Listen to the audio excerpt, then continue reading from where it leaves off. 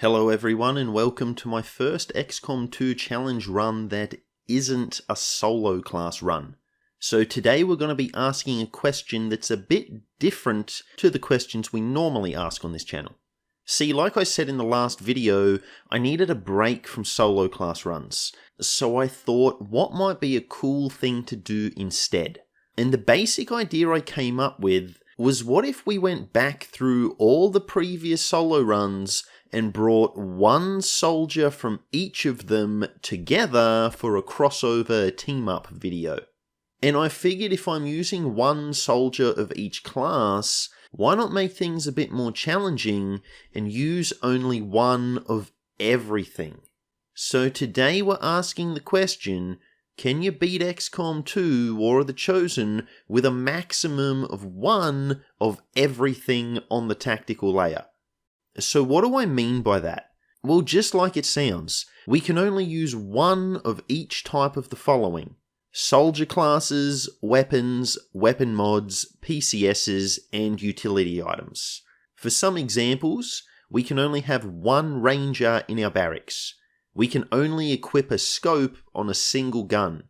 We can only build one mimic beacon.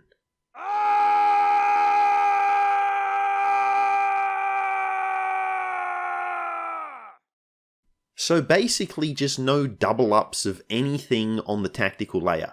Now I have made one exception, and that's the basic Kevlar plated and powered armor. That's a squad-wide upgrade, and it would be impossible to enforce in the early game unless you were fielding an ungodly small amount of soldiers every mission. And I just finished the PsyOps only run, so I want this challenge to be a bit easier.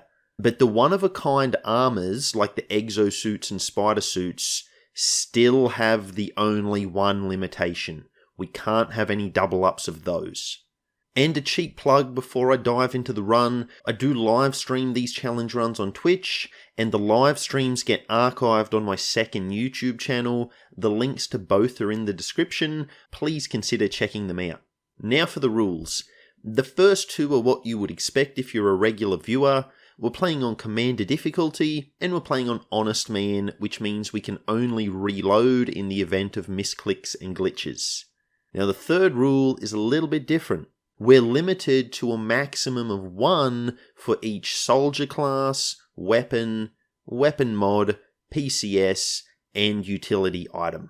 And to get into the nitty-gritty of the rules, I'm counting weapon mods of different levels as two separate items.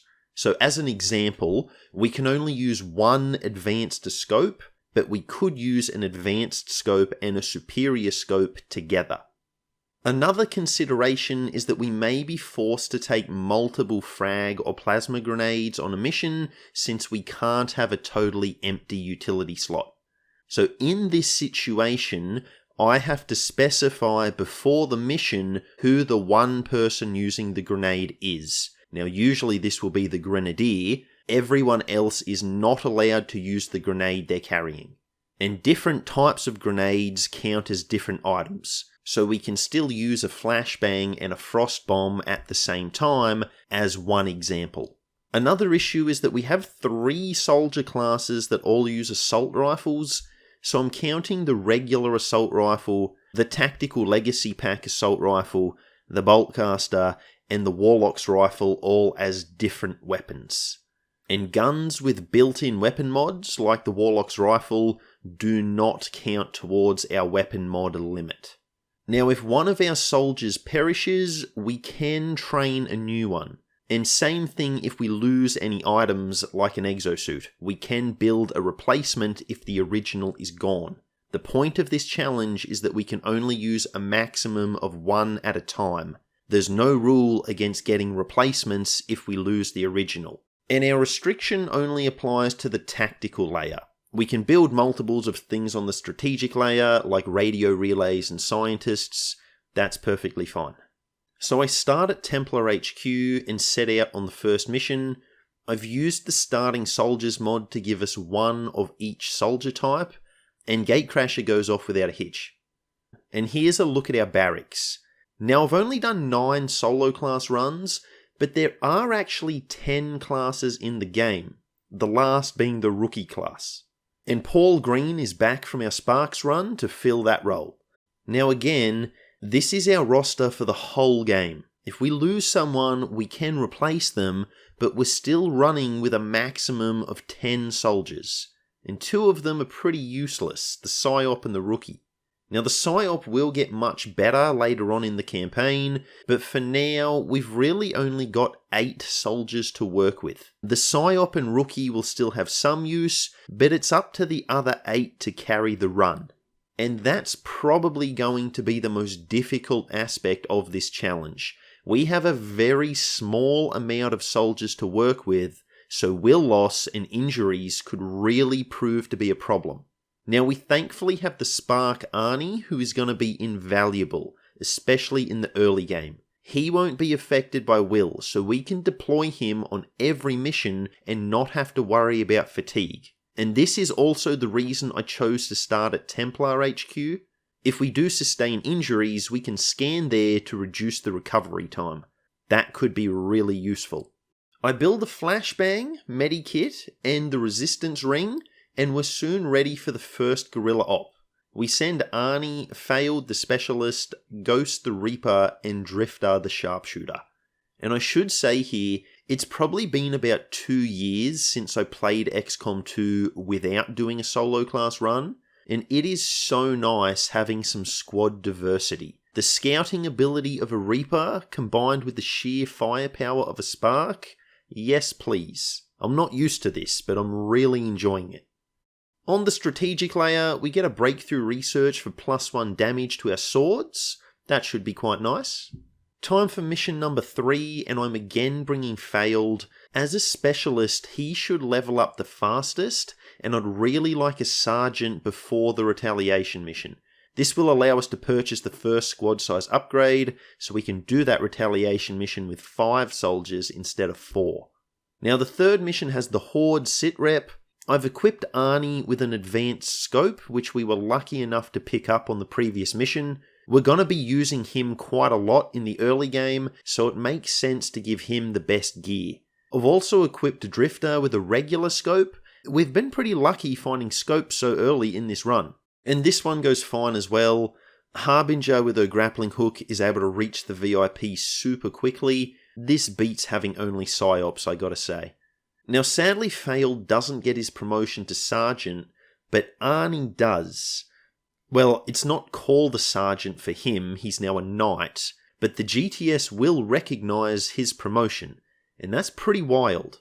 It acknowledges Sparks that aren't even human, but it doesn't acknowledge Psyops. Okay? However, I've spent too many resources, so we actually can't afford the squad size upgrade anyway. So we're doing this one with only 4.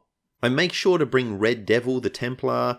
The first chosen will always have a weakness to the faction that you start the game with, so Red Devil will inflict additional damage on whichever chosen we have. And I was hoping for the Warlock. He's been our greatest rival in these solo class runs, so I thought it would have been good to have him first, but we get the Assassin instead. Her strengths are low profile and all-seeing. Now I had brought a Reaper along to have some concealment, but I guess that's out the window. And as for her weaknesses, in addition to taking extra damage from Templars, she also has Bewildered. And I have to say, this encounter with her was brutal. The Assassin kicks things off by dazing Red Devil and then performing an Olympic sprint into full cover. Now we're still dealing with the regular Advent forces, and she's seemingly miles away, so we can't even attack her this turn. Then she hits a Harbour Wave and keeps Red Devil down for another turn. The Assassin is playing this mission really well, keeping her most dangerous enemy pinned down. And she spawned in a Trooper, so we have to spend our turn focusing on that over the Chosen once again. And then she disappears completely, and in some ways that's even more disturbing, to be honest. Like, where is she? What is she doing? We know she's in the shadows, and we know she's plotting our demise. I end up falling back with Red Devil. She's the one with the medikit, and because she's dazed, she can't actually use it, so we have no way of healing her for now, so falling back is pretty much all I can do, as another attack will send her into bleed out, or even worse. And the plan kind of works, as the assassin reappears and targets Ghost instead of Devil. She then jumps over this mountainside and again takes up in a position where we can barely reach her. We can still inflict some damage on the assassin, which is good, but the bad news is no one is close enough to Ghost to revive him. He's now a sitting duck for the assassin. But in a surprising twist, this actually ends up being a good thing. See, the assassin makes a beeline for Ghost, ignoring the other soldiers and leaving herself surrounded by our troops. I honestly expected her to be able to reach Ghost in one turn, but apparently he was too far away. I don't really understand that, given she attacked him and moved away in a single turn, but now she can't make it back to where she was in a single turn. I don't know, whatever, it works out in our favour. And finally, Red Devil can actually be useful and she takes the assassin down. Now that was really tough, and both Devil and Ghost are wounded for around 25 days each. So our 8 useful soldiers just went down to 6 for a while. That's not good. We have a scanning reward for a gas grenade and tracer rounds here. Now these aren't the best items in the game, but they're free and they may prove useful, and given that we can't use double ups of things like grenades, having as much item variety as we can is quite a nice thing.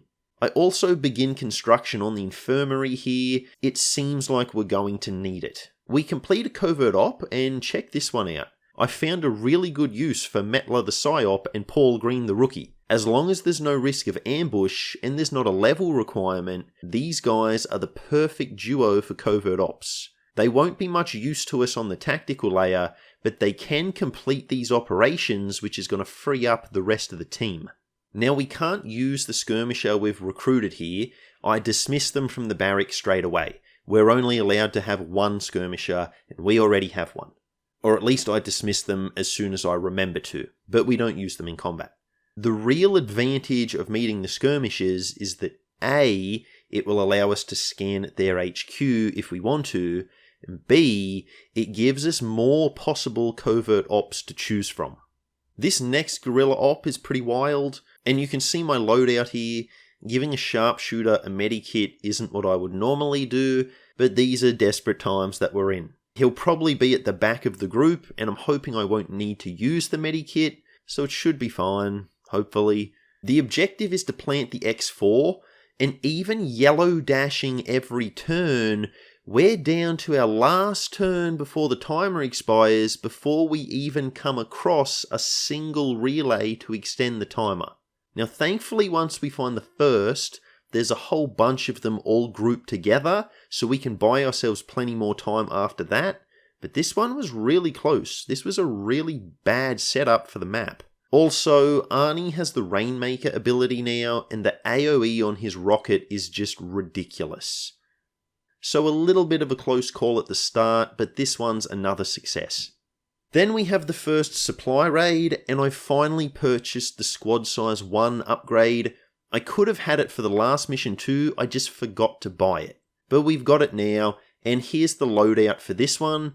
Drifter is using the tracer rounds, while the Grenadier, Liam Leeson, has both the flashbang and the frag grenade. And yeah, I did make Leeson the Grenadier again. He did so well in that role the first time around that I figure we have to give it to him again. Failed has the medikit, Arnie has a rocket, and the Ranger Cat has the gas grenade. Now these loadouts will change somewhat, like when Failed isn't on the mission, we'll give the medikit to someone else. But I figured I'd highlight it here, just so you can see I am indeed only using one of each utility item. We activate 2 pods at once here, but we did it using an Overwatch ambush, so the first pod is almost wiped out by the time our turn begins. And here we have what has to be my favourite part of the run so far. I'm just going to show it to you.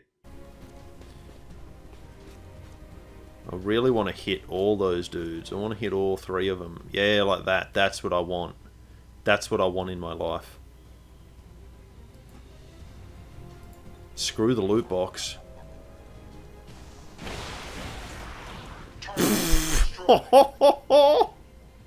He just wiped out that whole pod.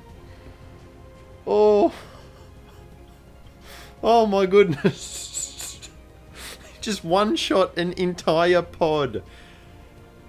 That's why he's the Terminator. Wow. Okay. Okay. Yeah, Arnie just blew an entire pod to smithereens with a single rocket. Rainmaker is an awesome ability. Of course, the game immediately asserts its dominance again by having us miss an 88% slash with Cat. Now, as a bit of an aside, we get a breakthrough for +1 damage on pistols, but I feel like further discussion on weapons would be suitable here.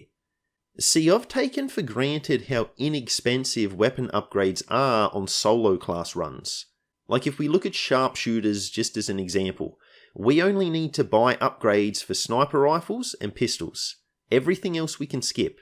It made upgrading weapons really cheap. But here, if we want to upgrade our bullpup as an example, it's going to cost 45 supplies and 5 alloys. And that will only improve the damage output of a single soldier. The rest of the squad is still doing the same damage that they've always done.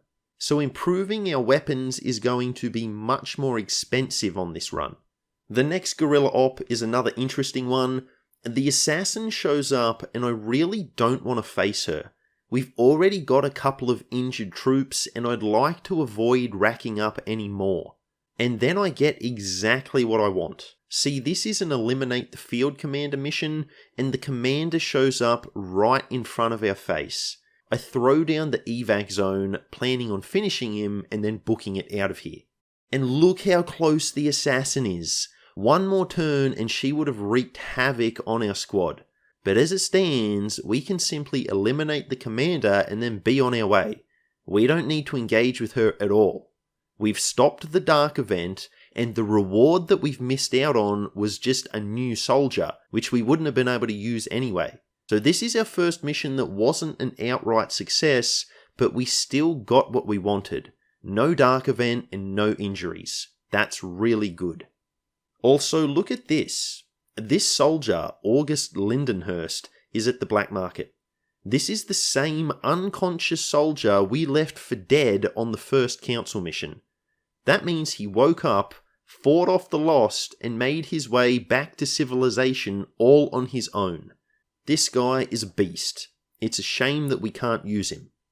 By this stage we have 2 resistance orders. We have Trial by Fire, which doubles the amount of ability points we earn in combat. And we have Art of War, which increases a unit's ability points that they earn upon level up by 25%. So between these 2 abilities, we should be rocking a lot of points before the end of the campaign. And that's really good for this run in particular. Since we have such a small number of troops to work with, making each soldier as powerful as we possibly can is going to be vital. We make contact with a 3rd region as I'm kind of desperate for supplies. We have so many cool things to buy this run and I want them all as quickly as possible. Now this new region lies in the Warlock's territory and you can actually click the red button at the top of the hologlobe screen for an overview of the Chosen. It will tell you their strengths and weaknesses even if you haven't actually met them on the tactical layer yet. As long as you've contacted one of their regions, their info will be there. And here we can see the Warlock's strengths are Shadow Step, Revenge, and Prelate. His weaknesses are Skirmishes and Shell-Shocked. So this info is really nice to have, as now I know that I should deploy Harbinger and Leeson on the next mission in order to exploit the Warlock's weaknesses. And exploit we do. It's actually kind of funny, the Warlock just sort of stumbles out of the dark and stops. Now it's just that he had used up all his actions, but it kind of looked like he was frozen in fear at the sight of us and just stopped in his tracks. And we annihilate him. He didn't get to do anything. This was much easier than the assassin's first appearance. I don't normally talk about what skills I choose on the soldiers that much, but I will mention it here as it's important to the run. I take the heavy ordnance ability on Leeson. This gives the grenade in his grenade only slot 2 charges instead of 1. Now I do believe this is in line with the rules of the challenge. We're only using 1 of each item. that's not the same as using each item only once, if that makes sense. If a single item can be used twice with this ability, then I consider it fair game. I mean, we're still only equipping Lee Sin with that item one time. He just gets to use it twice. Now, given how limited we're going to be on grenades, this is going to be a really useful ability to have. And we soon have another council drop. I've upgraded the resistance ring to give us a third resistance order. We take Guardian Angels.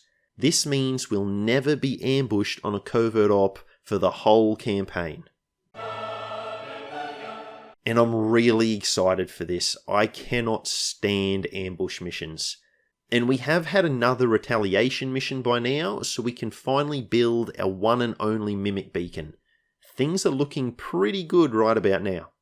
And I have to say, for the next little while, things go really well. We have some magnetic weapons by this stage, such as Arnie's cannon. Again, because he's going out on every mission, giving him the best equipment is really useful. But a lot of the weapons are still at tier 1, and we're already researching Illyrium. So with quite a few of these weapons, we'll probably jump straight from level 1 to level 3. Like I said earlier, upgrading weapons is expensive, and we're actually quite broke in this run. Now, not as broke as the PsyOps run, not even close to that, but we are struggling with supplies. I'm playing pretty conservatively on the strategic layer.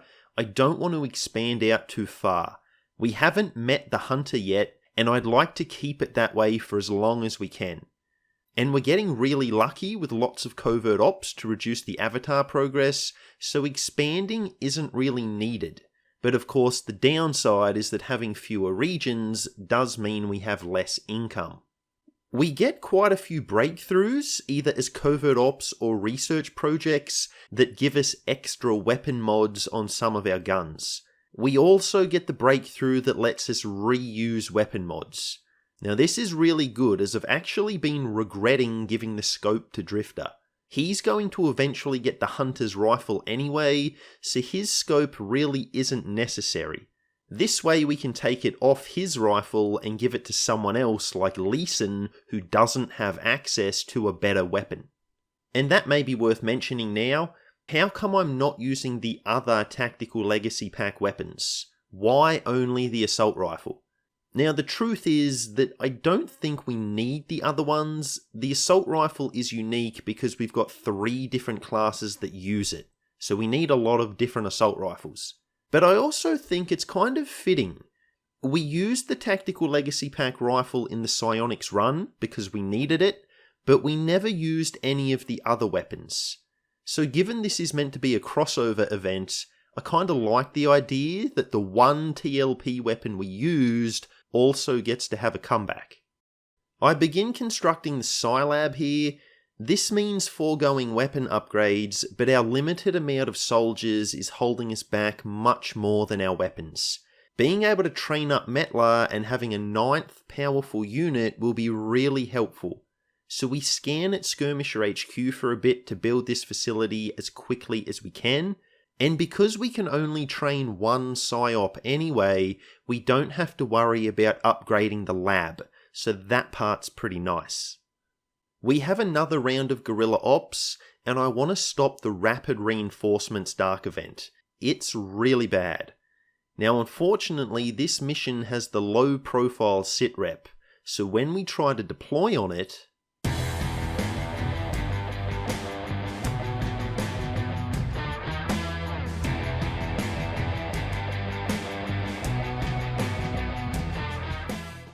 yeah, Paul Green is the only one who is low enough level.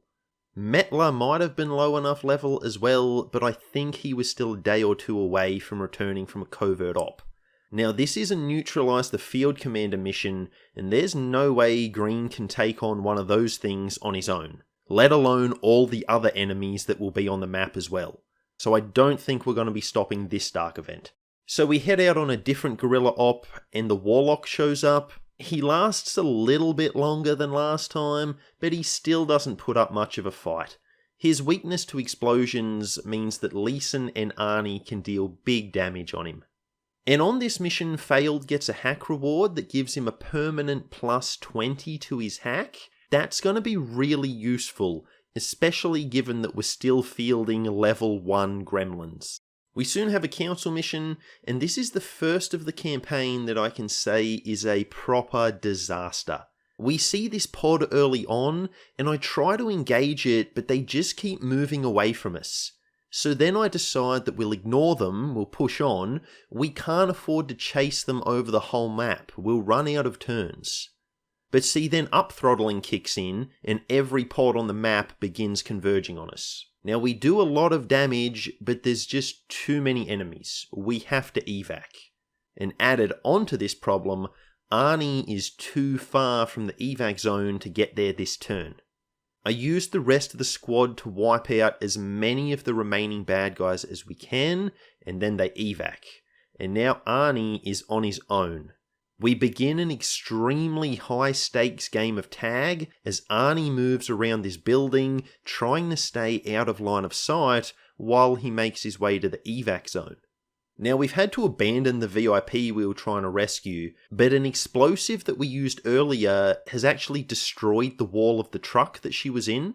So she's standing right there, but we have no one with line of sight on her, so we don't get to control her.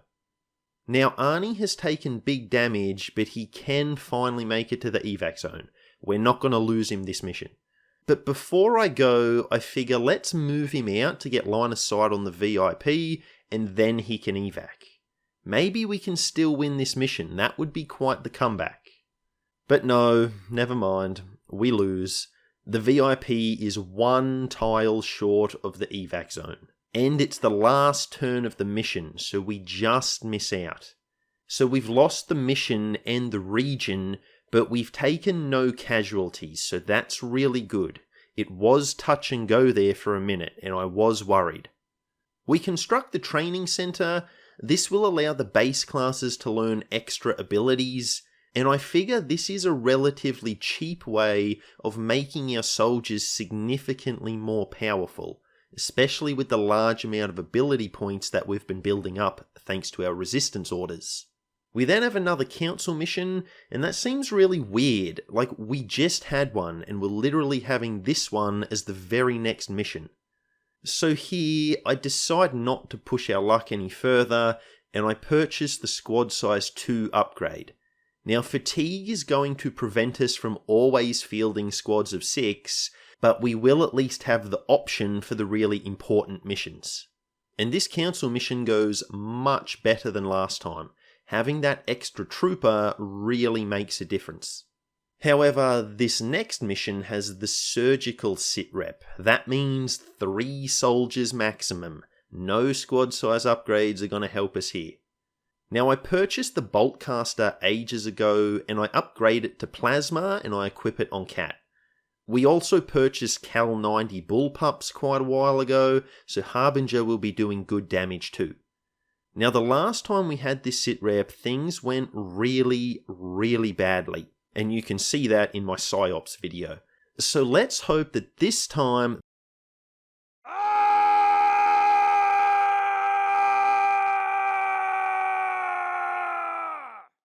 Yeah, we kick things off with a bad concealment blow.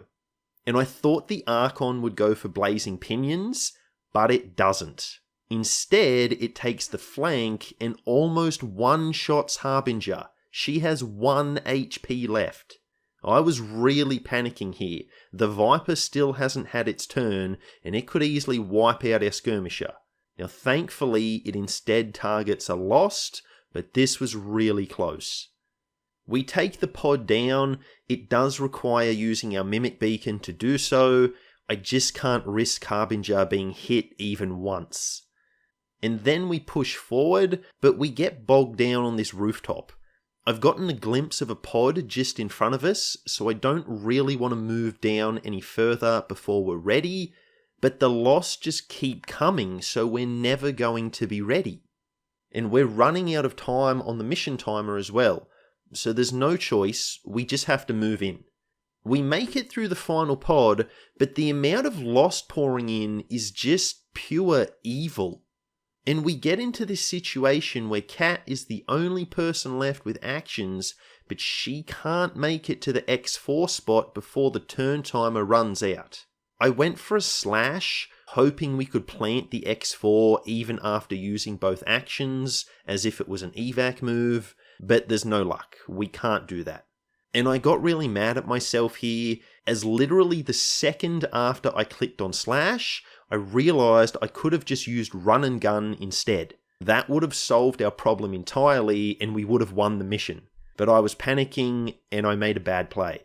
And it's not even losing the mission that annoys me, it's the fact that we cut through 47 enemies with a measly 3 troops and came so close to victory, only for me to throw it away at the last second with a stupid move. I was really frustrated after this one, that's for sure. We have another council mission, and we've researched powered armor by this stage, but we don't have the supplies to actually build it. Now we can afford the tier 3 armor for Arnie, so we buy that instead. It's better than nothing, and it will help keep our MVP of this run alive. Also, I finally got around to putting the cowboy hat on Drifter. I meant to do it at the start of the run, but I just kept forgetting. Now the assassin shows up on this one, but I gave Failed the scanning protocol ability quite some time ago for this very reason. We still haven't done the trooper autopsy, so we can't build battle scanners, and even if we could build them, there's much more useful things to buy with our limited supplies. We're able to locate the assassin and take her out before she can attack. We knock out the dark VIP that we need to capture, but before I can pick them up, we get a really bad pod activation. And it's not so much the pod itself, it's the fact that the turn timer is very close to reaching 0, and I don't think we can take these guys out and evac in time. So we leave the VIP unconscious on the ground. Arnie takes out the heavy mech leading the pod, and everyone else sprints to the evac. Now all of our soldiers make it out alive, and here's a fun little fact for you if you didn't know. Knocking the VIP out counts as killing them. So we still win the mission. We miss out on the intel reward the same way we would if we had actually killed them, but the supplies are still ours, and we don't lose the region. Now I'm not sure this makes any sense from a logical perspective. I mean, surely Advent could just wake the VIP up and they could continue on with their business as normal, but apparently that's not the case. So we're going to happily take this victory as our own. Thank you very much. We get another breakthrough for modular weapons, this time on the Vector Rifle. And this is the one that I really wanted to get the breakthrough for.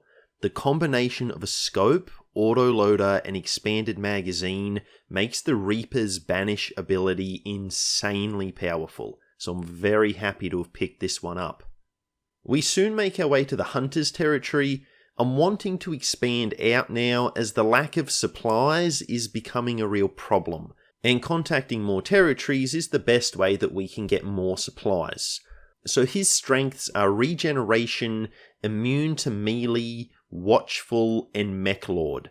Now honestly, these are some horrific abilities. His weaknesses are Brittle and Reapers.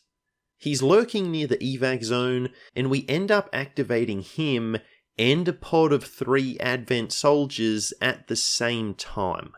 Now Ghost has the Banish ability by now, so I'm wanting to use it on the Hunter, but doing so will blow his concealment and leave him vulnerable to attack from the Advent forces.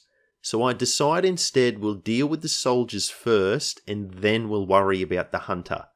Now this ends up being a bit of a mistake, as the Hunter summons in 2 heavy mechs which both go into Overwatch. This is vile. Now we could use Ghost, he can sneak up on them, he's still concealed, but that will mean I won't be able to use Banish on the Hunter this turn. So instead I run the gauntlet with Arnie, and he does take a hit from the Overwatch. But only one of the mechs could see him, so the other one is still in Overwatch. Not an ideal situation. However, Arnie has the Nova ability by this stage, and we use it on the Hunter. It damages him, but more importantly, it destroys the walls that he was hiding behind. This makes it really easy for Ghost to get line of sight and unload with Banish. And that's the Hunter taken out. We destroy one of the mechs, and Leeson freezes the second with the Frost Bomb. We easily take it out on the next turn, and then we evac out. This one was a little touch and go, but nothing that we couldn't overcome. Some more guerrilla ops next, but I decide to skip them and take on the Assassin's Stronghold instead. She's getting pretty close to maximum level, and none of the dark events seem all that bad. And given how small our barracks is, pretty much any time I want to do a special mission, like a chosen assault or a story mission, it's going to mean skipping a regular mission. Fatigue will hit us too hard to be taking on multiple outings one after another. Now, because the Assassin is weak to Templars, I've made sure to equip Red Devil with Celestial Gauntlets before the mission. And while we're here, I use the opportunity to skulljack a captain. And what goes down from here is some grade A shenanigans. See, we had made it through multiple rooms without encountering any bad guys, so of course that means they're all gonna be clustered together. Well, the Codex begins by spawning on the other side of this door. When we open the door to get line of sight, it gets to scatter and falls back even further. I move in to get the flank, and there's a pod with a big ol' Andromedon waiting for us. So I end up using the Mimic Beacon and one use of our Frost Bomb, and this is really annoying. We want to be saving these items for the final chamber, not using them now. But before we can even finish off the current enemies, another pod of a Berserker and 3 Spectres moves in on us. Now we are able to take out some of the first pod, most notably reducing the Andromedon to its second form, where it's a lot less dangerous, so that's good. But then we just kind of fall back as much as we can. The Berserker is melee only, so it can't do anything except move forward, and being out of range of Shadowbound seems to confuse the Spectres. One of them randomly uses Vanish, another fires at Arnie, but it thankfully misses, and the third one seems to do nothing at all. So it's our turn again, and we get a really lucky roll with Insanity here. We score a temporary mind control on the Purifier. Now this is really good. It gives the Spectres a nice juicy target that isn't one of us. And yeah, the Spectres get another turn. We just can't take them out. There's too many enemies. But then I'm in control again. I use the Purifier's grenade on the Purifier itself and on one of the Spectres. Now I honestly expected the Purifier to be immune to the grenade, but it's not. And it blows up upon death, which damages the Spectre too. Now I really just used the grenade so it wouldn't be able to grenade us if we did lose the mind control, so this plan went way better than I expected. And finally, after what feels like an eternity, the last of the Spectres is sent to a shallow, soulless grave. These things are quickly becoming my most hated enemy in the game. We wipe out the bad guys waiting for us in the final chamber, and we begin what is hopefully our final showdown with the Assassin. We easily locate her with a scanning protocol, but that's the only one we have for the whole mission. So things are going to really suck when she returns after the sarcophagus is destroyed. We're not going to have an easy way of finding her. But for now, the scanning protocol is awesome. Its AoE is so massive that I think it's basically impossible for the Assassin to avoid being found by it. The chamber isn't that big and she just doesn't have anywhere to go. Now she is behind full cover and we just can't deal enough damage. She barely survives, but she does survive all the same. And she summons in some chrysalids. Now doing this triggers Red Devil's Blade Storm, so the Assassin actually goes down on her turn. And Blade Storm also triggers on the chrysalids too, so they're really easy to mop up on the next turn. They've got almost no HP left. The reinforcements are a Spectre and a Berserker. Now obviously the Spectre needs to be exterminated on sight after all the nonsense they put us through in the previous section, but the Berserker I just choose to stasis. We can then easily finish the sarcophagus, and here comes the Assassin one more time.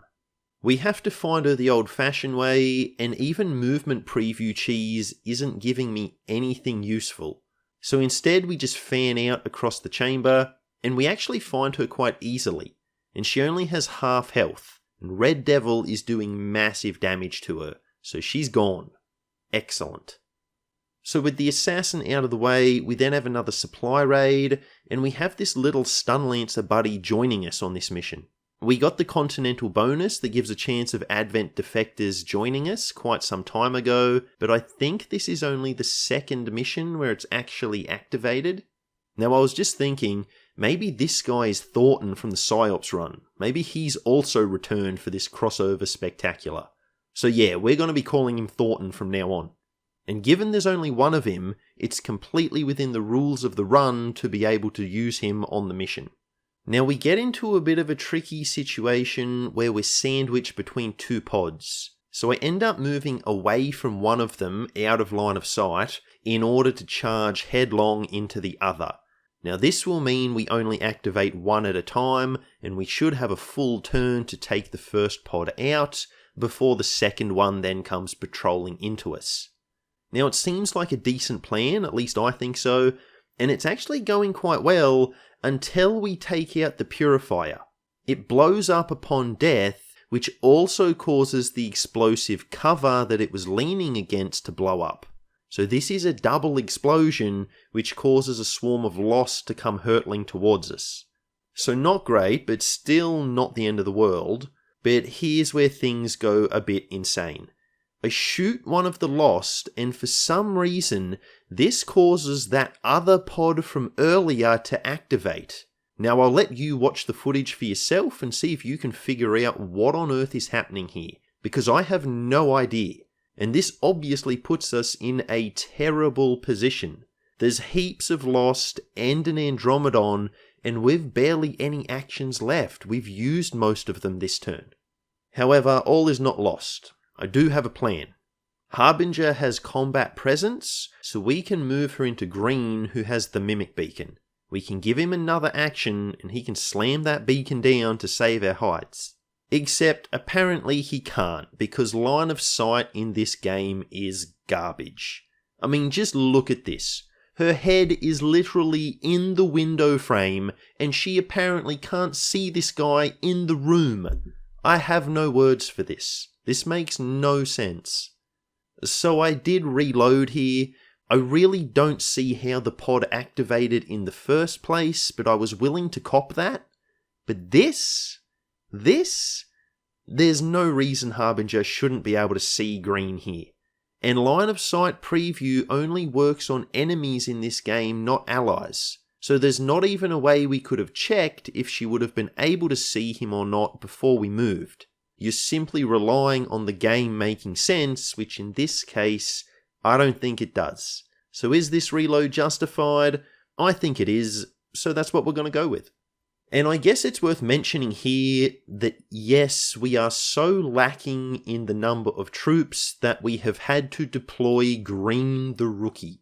But by giving him the Boltcaster as well as the Tracer rounds, he's actually not as useless as you might think. I mean, he's not completely useless, so that's something. Now when we reload, the Purifier doesn't stand next to an explosive this time, so we don't have the same horde of Lost coming in. So that's really nice. Now once that first pod is dealt with, we make our way onto the roof of the house, and now that we can block the Lost from climbing up to us, I'm happy to cause as many explosions as we need. This will simply draw in more Lost, which won't be a threat to us, but will give Advent something to shoot at.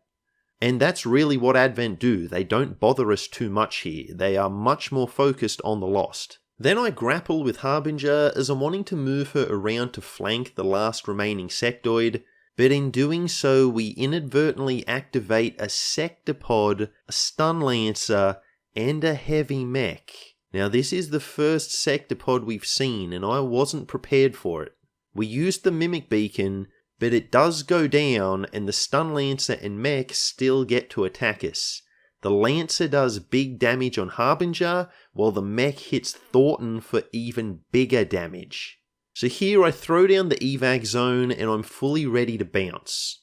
But see, then I realise something. If Drifter doesn't move, he can fire his pistol 3 times, and he has the blue screen rounds. So after a shred on the sectopod with Arnie, I think we can actually take these guys.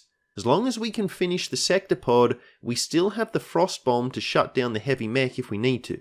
However, despite his chances of hitting being 89%, Drifter misses 2 out of 3 of the shots that he takes. And on the previous turn, he actually missed an 84% on the stun lancer too. So I'm starting to understand why this guy has never survived as a sharpshooter. He's clearly not cut out for this job. Now thankfully we are still able to finish off the sectopod, and then we freeze the mech. The sectoid does survive, and it could shoot at Harbinger as she is out of cover, so I've tried to protect her by using aid protocol. This will increase her defense. Now thankfully the sectoid only raises a zombie, and we do win the mission. Now this one was really frustrating, but we've made it out alive. Even Thornton just held on with his 1 HP. So now we obtain the assassin's weapons and we equip them on Kat. She had been using the level 1 sword and shotgun up until now, so she just went from one of our weakest units to one of our strongest in an instant. And I deliberately held off upgrading her weapons since I knew we were going to get the assassin's weapons for free anyway. Upgrading one weapon only to replace it later is quite an expensive investment, so you do need to consider if it's worth doing or not. And I made the call in Kat's case, it was better just to wait and save the resources. Now, like all things in life, our good luck with the sabotage covert ops finally runs dry, and we're forced to hit the black site to reduce the avatar progress. And I opt to deploy only 4 soldiers to help on the fatigue front, and fatigue management is by far the most difficult part about this challenge. Only having 10 soldiers is really making things tough for us. But even with our team of 4, the black site is a fairly easy mission, and we stomp all over Advent here. And there's a few things that are working in our favour. There's no assassin to worry about, sectopods and gatekeepers never spawn on this mission, and we have no time limit, so we can just take things really slowly, giving Arnie's overdrive ability plenty of time to recharge between encounters, and we're pretty safe. And after the mission, possibly the best thing in the whole run happens. Ghost reaches Colonel level and unlocks Shredder as a hidden ability. Now he also unlocked Tactical Rigging some time ago, and these 2 abilities pretty much make him live up to his namesake. He's going to be an actual Grim Reaper now. See, Tactical Rigging means we can equip him with blue screen rounds, and you combine that with Shred, Banish, a scope, and an expanded magazine, and he can obliterate sectopods and gatekeepers single-handedly, in 1 turn. I was really happy when we scored both of these abilities. It is random whether the Reaper rolls them or not, and we've gotten really lucky. We have a pretty rough encounter with the Warlock here. He dazes 4 out of our 6 soldiers with his Mind Spin attack. I would have liked to have taken Metler on this mission since he has Solace and completely negates Mind Spin, but he was just too tired. And since most of our squad is dazed, we obviously can't do very much to the Warlock, so he then gets another turn and gets to Mind Control Kat. And he's healing a massive amount of HP every time we damage an enemy, so things are falling apart pretty rapidly. He's picked up the Soul Stealer ability by this point, and it is not good. Now remember that Kat has the assassin's weapons. She's possibly the most dangerous unit we have right now. Now we can prevent her from obliterating us by using a Mimic Beacon that distracts her, but we still can't take the Warlock down after another turn. His health regen is just slowing us down too much. So the Chosen is about to get another turn, and I do the only thing I can to try and slow Kat down from destroying us, and I throw a flashbang at her. But interestingly, Untouchable activates and protects her from the grenade. Now she only finished off the Mimic Beacon on her turn, so that means the Mimic Beacon must technically count as a kill. Now it's not ever really going to affect the gameplay outside of this fringe example, but I did think it was interesting all the same. However, on the Warlock's turn, we get a reprieve. We've done enough damage to him to send him scampering into his stasis bubble and hiding behind his spectral boys. And by doing this, the mind control is broken, so Cat is back on our team. And here, I finish all but one of the Spectrals, and I place Red Devil right next to the one survivor. She uses Blade Storm on the Chosen's turn and finishes the Lancer off. Now I could have just attacked this thing on our turn and finished it then, but see, eliminating it on the enemy turn means the Warlock doesn't get to act. He was still in stasis at the beginning of his turn, so he doesn't get to do anything. And now the stasis has ended for our turn. That means we have a full turn to hit him before he can do anything back to us. And finally, he goes down. Now if Metla had been on this mission, it would have been trivial, so I'm not too worried about the Warlock, even though this one went badly. But it was close, and we were lucky to get out of this without taking any casualties. Now we have another guerrilla op, but the team is pretty exhausted after that face-off with the Warlock. And I'm expecting we're going to have to do another story mission quite soon in order to reduce the Avatar project. So none of these dark events seem all that bad, so I want to skip it. But I also don't want to skip it, because if I do, the Avatar progress will accelerate. So we do have to deploy on the mission, but we're going to deploy with one soldier, just Arnie. And then we're going to evac out on the very first turn. Now this should stop the Avatar progress from accelerating since we did go on the mission, but it's also going to keep our squad healthy as none of the humans had to be deployed. Now the downside of this plan is that failing the mission does cause the dark event to trigger immediately. But see, the dark event is Spider and Fly. Our resistance card to prevent ambushes completely negates this dark event, so this event is literally useless to Advent. However, it turns out I'm wrong, and we actually don't need to do a story mission after all. We have a supply raid where we're able to skulljack a codex and reduce the Avatar progress that way. And check this out. Cat takes the Avatar down single-handedly with rapid fire. Her shotgun is doing +2 damage now, as we got a breakthrough for beam weapon damage and shotgun damage. So yeah, she could have really ruined our day when she was mind controlled. And here's another example. The Hunter has spawned on a council mission, and I'm trying to get kills with the last couple of people who aren't yet at Colonel level. I think there's only 1 or 2 of them. So I figure I'll go in with Cat to weaken the Hunter first, and then let one of the others get the final blow. But Cat's having none of that. She goes in and hits a crit on this guy for 25 damage. So yeah, Cat gets the kill, obviously, and this was a sight to behold.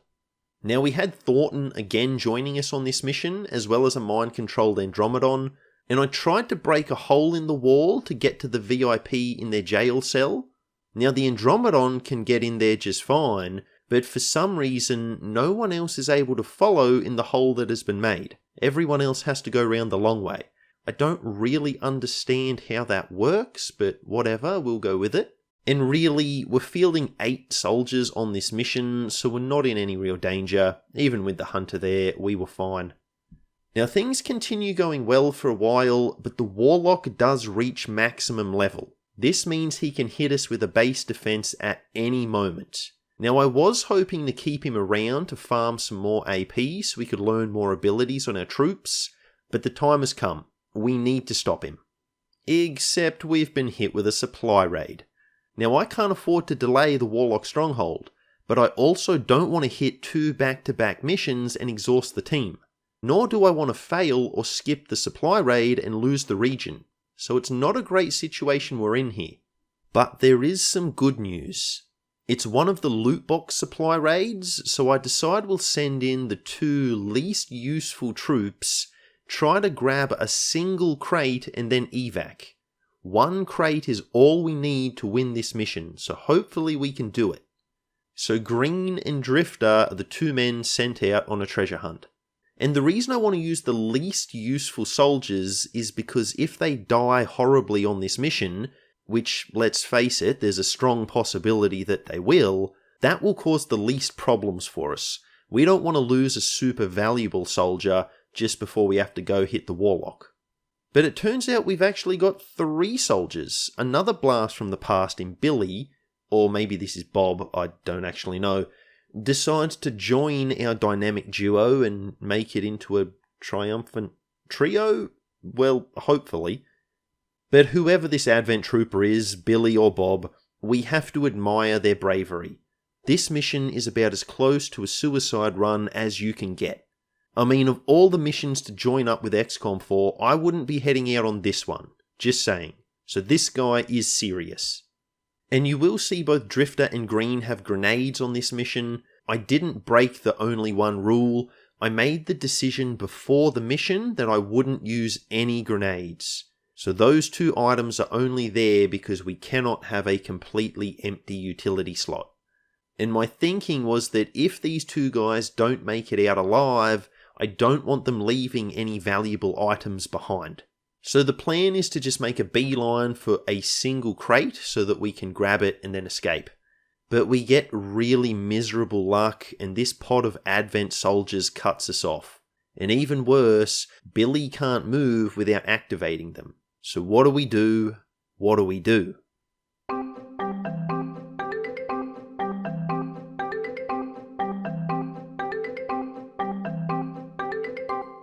Yeah, see you later, Billy, it's been real. We push on to the nearest loot crate and evac out with Drifter and Green. And Billy being here is actually perfect. See, once you've tagged a crate, you have to wait one turn for it to get picked up. So we just need Billy to survive a single turn and the mission is a success. And even if he does get taken out, we won't have lost any troops. And he does manage to survive that one turn. We fall back into full cover and he's safe. So we've got the loot crate, we've won the mission. Can we get Billy out alive? Well, it turns out we can. He can only just reach the evac zone, but he reaches it all the same, and he makes it out. And I imagine the ride back on the Avenger would have been really awkward between these three guys after that mission. But either way, it's done, and now we can go after the Warlock. And I was in a bit of a panic since he could attack us at any moment, and in my haste, I did something very silly. I forget to bring Leeson on the Stronghold mission.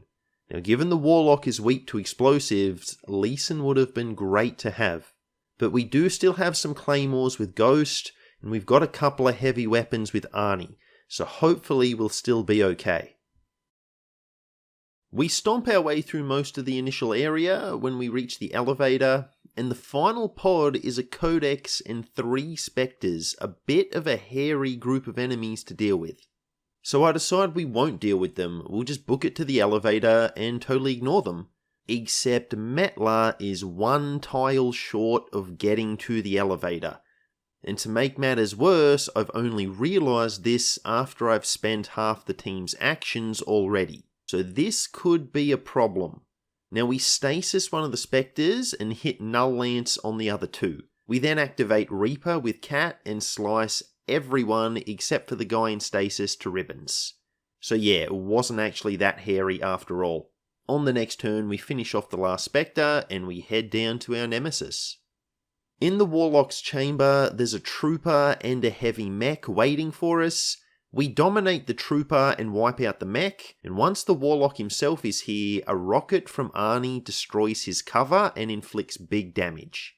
Then once he's exposed, we unleash with Banish. Now the Banish isn't actually enough to finish the Warlock, he just has a tremendous amount of HP, but one more shot does the trick. On the next turn we prioritise the sarcophagus and we take it out. Now one of the reinforcements was a priest, which we skulljack with failed. And skulljacking is awesome on priests. Not only does it one-shot them, regardless of their high HP, but it prevents their sustainability from activating too. It's a really good way to deal with them. So the Warlock comes back with 50% health, but he doesn't last long. And you'll see I use a grenade with the mind-controlled Trooper. I do this a few times over the campaign, but since we're using plasma grenades now, the Trooper's frag grenade is actually a different item from ours, so we're not breaking the only one rule. And in fact, this guy's frag grenade has a bigger AoE than ours, so I would consider an XCOM frag grenade and an Advent frag grenade as two different items anyway. They do behave differently. Whatever, I'm rambling, it doesn't matter, the Warlock is done. Before too long we finally score the blaster launcher I had been looking for. It took quite a few Elerium cores to get it, but we finally have. That's really awesome. We have another Guerrilla Op that I'm planning just to evac out with Arnie, but this one has the Horde sitrep, so the only enemies will be lost. And on top of that, Thornton has once again offered his assistance, so we've actually got 2 soldiers, not 1. So I decide we may actually be able to win this mission, or at the very least not lose the mission. Arnie's gun does a minimum of 9 damage, so even the Lost with really high HP pools aren't going to be too much of a problem for him. So we destroy the transmitter and we stop the Dark Event. Now I could stay and finish the Lost, but who knows how long that will take, and it will probably be really boring, so let's just leave instead. The mission does count as a failure, but the Dark Event is prevented, and that's all I really wanted. And the best part is, no one lost any will from the mission. Wait, what? Yeah, this happened a while ago actually. Sparks do have a will stat, but it's never supposed to be used. But somehow ours has been lowered, and apparently once it's lowered, it will never go back up. It's just going to sit at 37 out of 40 for the rest of the campaign, and that's going to drive me insane. Now Sparks can't panic or anything like that, so functionally it makes no difference, but I have no idea how this happened. I mean, this game is giving us so much nonsense that even the robots are starting to get sad about it. This is pretty brutal. So now we have our blaster launcher, I start working on experimental ammo types. I'd really like some AP rounds for Harbinger. And soon the Avatar progress is creeping up on us again, so we hit the Forge mission. With no Warlock to bother us, it should be pretty easy.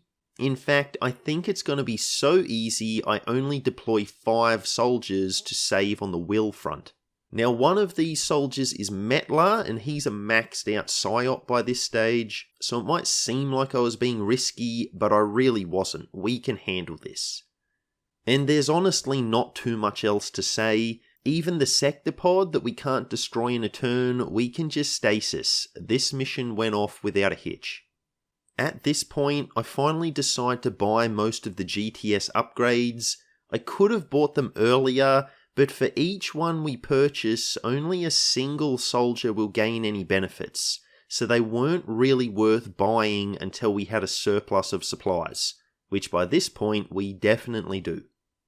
I send out Arnie on another solo Guerrilla Op, and you can probably tell by this point I don't really care about the Dark Events, and I figure if things go sideways in the mission we can just evac out. And this one has the sitrep with civilians who give you intel if you approach them. So I move up on one of the civilians, as you do, but there's a hidden chrysalid nearby, deployed because of an active Dark Event. Maybe I should be paying more attention to them. So the chrysalid charges us even in concealment and attacks. This blows our concealment and activates 2 pods plus a turret. And, well, it goes about as badly as you would expect. Lights out, lying in your arms, and these feelings start to change. One look into your eyes. So yeah, Arnie is gone in another cheaper death.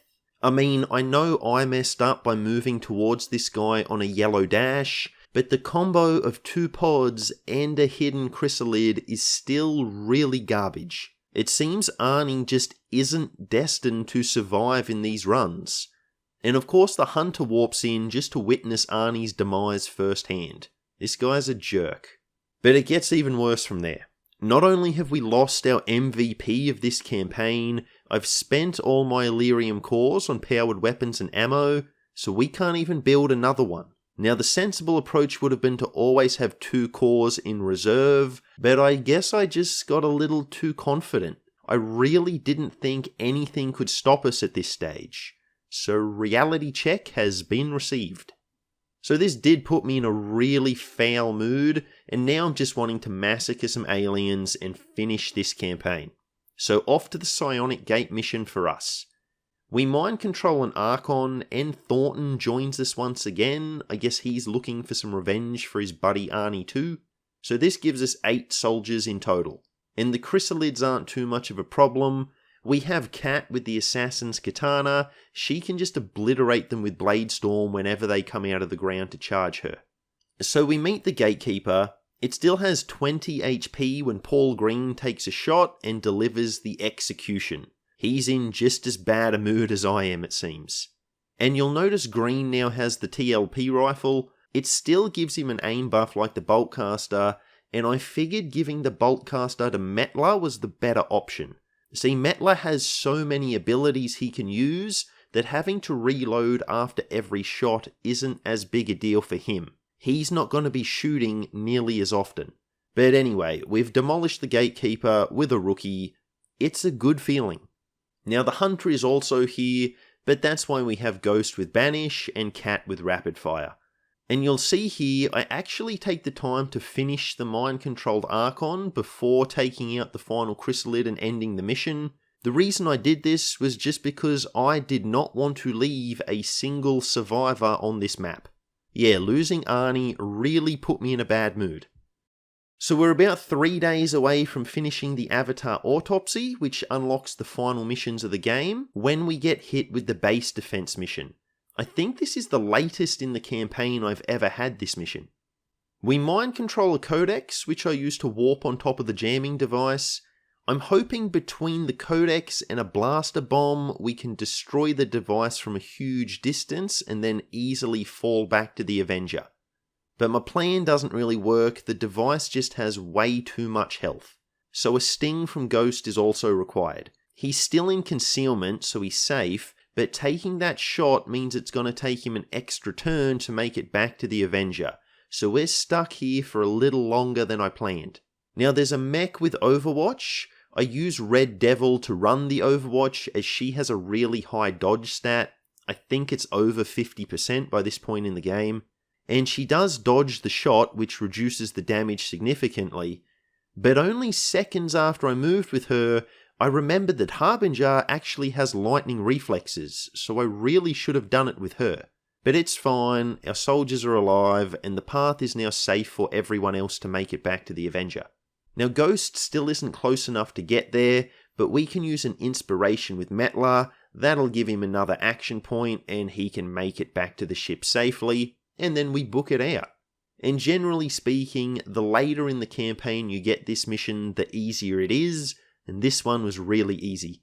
So the Avatar Autopsy completes, and we could finish the game if it weren't for the fact that the man who ordered Arnie's execution still draws breath. It's time to pay a visit to the Hunter on his home turf. And I gotta say, this may be the most epic beatdown I've ever delivered in this game. We take out the Hunter and the sarcophagus in the same turn. Now I haven't done that for a very long time, but I won't talk about it anymore. I'll just let you enjoy it for yourself.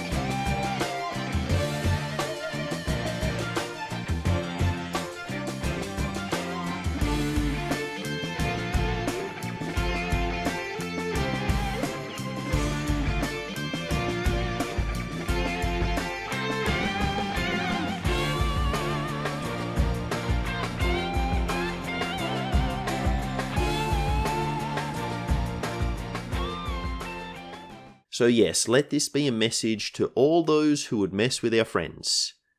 Don't. Now, amongst the pools of blood that we've spilled in the name of our vengeance, we've finally got enough cores to build a replacement Spark, and our boy Julian is back on the team. We complete just one mission with him just so we can get the adaptive aim ability when he gets a promotion. It's really useful, and now that we have it, we can hit the final 2 missions. And I do need to say here, I was going through each soldier's abilities in the barracks to spend the rest of our AP, and I didn't realise if you click on next soldier when the next soldier is a rookie, the game promotes them automatically. So Green finally becomes a squaddie after all this time. Now I wasn't going to use him on the final mission anyway, so it's not a problem, and I think Twitch viewer Helpful Bull said it the best. What a glorious career Paul Green has had. So for the network tower, we have Julian, Cat and Harbinger. I was a little nervous about this one, mainly because Julian is a pretty low level, and we don't have an advanced scope to replace the one that we lost with Arnie, so his aim isn't great. Now this was helped a bit by the fact that we got an intel bonus that gives all our soldiers a plus 15 aim buff, so that's really nice. And as you can see by the footage here, there was really no need to be nervous. We annihilate everything we encounter. I had given this team the Mimic Beacon, but we didn't even need it.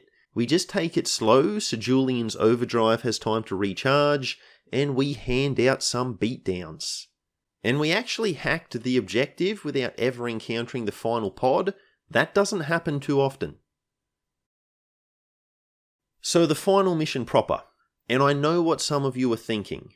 Does this mean we can finally use the commander's avatar?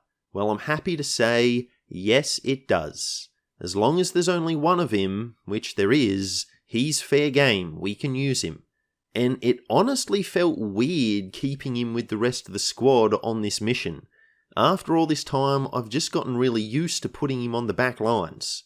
Anyway, having a Reaper to scout plus a sniper with long watch makes the first area of this mission trivially easy. We just get line of sight with Ghost, and then Drifter activates the Overwatch. This guarantees every pod activates on the enemy's turn, not ours. And check out Failed here. He's basically just a wall gunning down each chrysalid as they come at him. He seems to take down so many of them that we break the game. It starts to lock up, and then the gatekeeper gets to randomly use an attack. But even when it uses this attack, which it shouldn't get to, it does just as much damage to its own chrysalids than it does to our squad. I guess it got really mad at how quickly the lids were dying, I don't know. Whatever, we take it down, and we teach it a valuable lesson about not breaking the rules. Well, we were going to destroy it anyway, so maybe no lesson was learned here. But whatever, we won, that's the main thing. Also, I should mention here that Drifter is rocking the Hunter's weapons now. I think this is only the second mission in the campaign that he's had them, and just like with Cat earlier, he instantly went from one of our worst soldiers to one of our best. Enjoy his sharpshooter redemption in all its glory.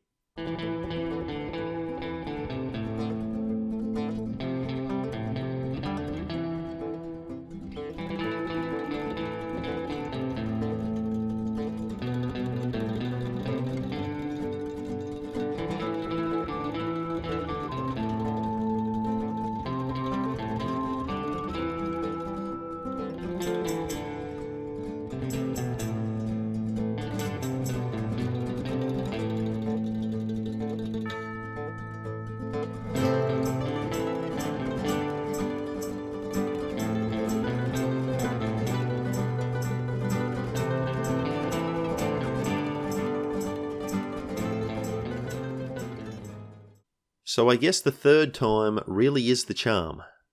In the final chamber, I figure now is the best time to use Banish and quickly dispose of the first avatar. Gaining control of the chamber initially will make it easier to deal with the enemy reinforcements as they spawn in. So I trigger the Banish. Now I had heard rumours about this happening. Some people had told me about instances where they missed a 100% shot. But in all honesty, I have to admit I was never completely convinced. I mean, it's 100%. It has to hit, right? Right?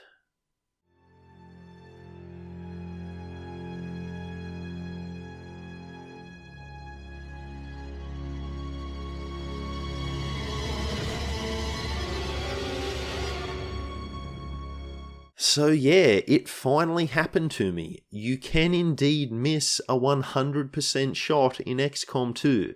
That is pure cringe. Now I think a reload would have been justified here, but we obliterate the pod anyway, so it doesn't really matter. But really for me, the thing about this is that I don't think I can trust anything this game tells me ever again. I mean, I thought missing a 99% in the sharpshooter run was bad enough, but missing a 100% shot? That is the ultimate "that's XCOM baby" moment, and I hate it. Once the Archons are gone, we rain hellfire down on the reinforcements, and it's soon time for Avatar number 2. Now he has some codexes and faceless in tow, and there's a pod of mutons that have come in as well. I drop a blaster bomb on the Avatar. Now this does cause the codexes to clone, but I'm really not that worried about them at this stage. They can't do that much to hurt us. So we take down the Avatar, and between mind control, stasis, and a frost bomb, we can either eliminate or disable every enemy left minus 2. There's 1 codex and 1 faceless, which Drifter easily destroys from the opposite side of the map. You gotta love that sharpshooter squad sight. The next wave of reinforcements also get gunned down like it's going out of fashion, and then we have Avatar number 3. We kick things off with an Ionic Storm because I love Ionic Storm. Now this causes the Avatar to teleport right in front of Drifter. In related news, Drifter also has the face-off ability with the Dark Claw. So yeah, this was not a good place for that Avatar to move to. And this run is over. So there you go, you can indeed beat XCOM 2 War of the Chosen with only one of pretty much everything. Now this wasn't the hardest challenge in the world, but look at the finishing date. This took us almost as long as the PSYOP run in terms of in-game time. Only having 10 soldiers really restricted when we could do story missions, covert ops, and all those things. And that slowed us down quite a bit. And there were times when we wanted to do missions, but we just didn't have any troops available. Also, the other thing that I notice about these statistics is it seems that since Firaxis turned off multiplayer, we don't get the global campaign statistics anymore. I mean, they were totally broken and they gave nonsensical information anyway, but I don't know, I guess it just kind of feels a bit empty and lonely without all those other players' scores. Maybe this was just a glitch and that information will be back next time. I don't know, a man can dream, right? So thanks for joining me on this one. I hope you enjoyed the video. If you did, please leave a like, comment, and subscribe to the channel. And hopefully I'll see you for the next one. Have a great day. I know you told your friend you're not okay. And tell me what's wrong and why you never said you felt that way. And guess you're trying to stay strong and fake a smile until I look away. But I've known you too long, it hurts to watch your blue eyes fade to gray as you fade away, as you fade away. Yeah, I'm about to fade away, cause every time I wake up I feel like it's Monday. Something's going wrong with all the chemicals up in my brain. All of a sudden I don't look at anything the same way. Got a buildup of my thoughts sitting in an ashtray. I'm sorry that I'm so inconvenient, okay. Just let me be me and I'll stay out of your way. I can see the way you look at me, I'm such a disgrace. I never really asked to be brought into this place. You wanna love me?